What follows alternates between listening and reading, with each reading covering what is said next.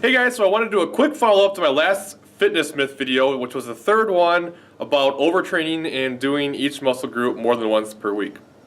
I had some good questions on this, and the thing that kept coming up over and over again was, what about how sore you are? How are you supposed to keep working out when you are this sore after working out?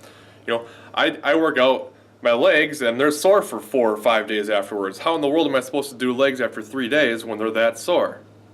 Well, the science behind this isn't completely understood yet, but what it's called is the repeated bout effect. And what the repeated bout effect is basically the body's ability to adapt to the additional stress and the repeated stress that you give it, and it becomes more efficient at repairing itself because you do it over and over and over again. It's just kind of like that. I think I used a construction worker as the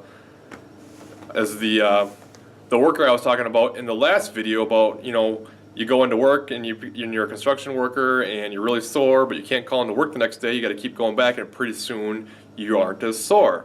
Same thing goes with weightlifting. If you are currently lifting each muscle group once per week and you're consistently doing this, then your body is used to having that full week to recover. It thinks it has several days to recover before you're going to hit it again. Now, if you start hitting everything every few days, at first you're going to be really sore. Don't get me wrong. I mean, that first couple of additional workouts where you're giving it that additional stress, it's going to be really sore and it's going to be really tough to get through those workouts. But after 2 or 3 weeks, probably your body starts to get used to it, and the repeated bout effect starts to come into play, and your body starts becoming more efficient at repairing itself, and you won't be as sore. In fact, really, you could argue that if you work out each muscle group more often, you're going to be less sore. And it's absolutely true. The more stress you give it, the less sore you're going to be.